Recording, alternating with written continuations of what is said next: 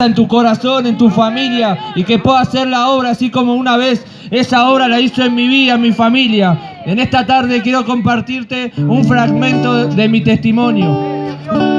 Cuando yo nací, mi familia era cristiana, mi padre cristiano, mi madre cristiana, todos concurríamos a la iglesia, mis hermanos eran cristianos. Y cuando uno llega a ser adolescente, siempre tiene en la adolescencia la parte de decidir en lo bueno del camino del Señor o en lo malo del camino al mundo.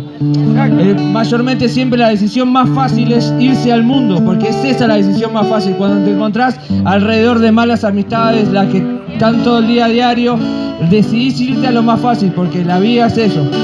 Entonces en ese tiempo, cuando me tocó decidir, a pesar de que estaba en una iglesia, en una casa cristiana, con mis padres cristianos y todo, decidirme por el camino fácil. Porque sabemos que mayormente siempre cuando salimos a la calle, en vez de nosotros llevarlo a Cristo y cambiar la vida de los demás, es como que nos cuesta, nos enfriamos y cada vez nos alejamos más de la presencia de Dios. Entonces en ese tiempo comencé, como se dice en Argentina, ir a los bailes, ir a hacer malas amistades. No llegué a hacer cosas extravagantes como muchos pueden llegar a hacer, pero la realidad es que me alejé de la iglesia. Cuando llegaba a mi casa no compartía ese tiempo con mi familia, con mi papá, con mi mamá. Ya no íbamos juntos a la iglesia los domingos, los miércoles. Ya no sentía esa alegría en mi corazón, ya no tenía esa paz. Que cuando uno se acuesta y duerme, sabe que duerme tranquilo, como dice la palabra, porque Dios está con nosotros. Entonces en ese momento fue cuando empecé en la misma locura de salir.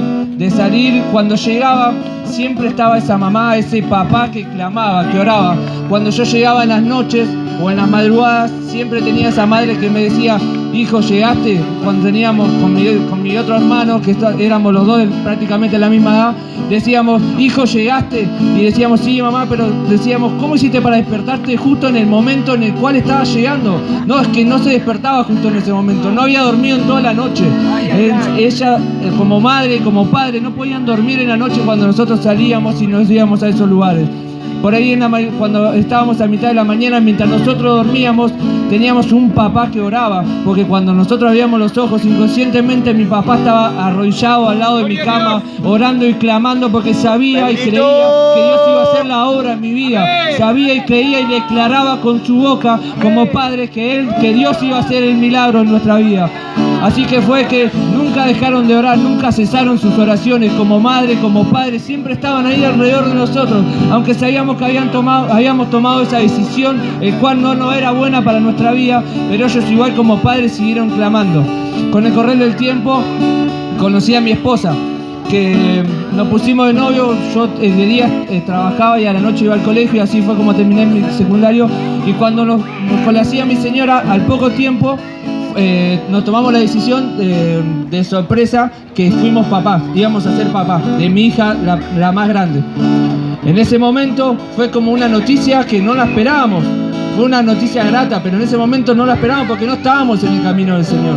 Entonces cuando llegamos al quinto mes de embarazo, con mi hija, la más grande, nos dieron la noticia de que la perdíamos la vida de mi hija. Decía que el embarazo iba a ser un embarazo de riesgo, que mi hija no nacía y si nacía iba a tener problemas.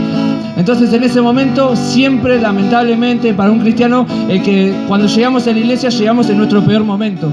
Siempre llegamos con los brazos caídos, ya con la fuerza por el piso, siempre llegamos en esa circunstancia, aunque Dios es un Dios de amor.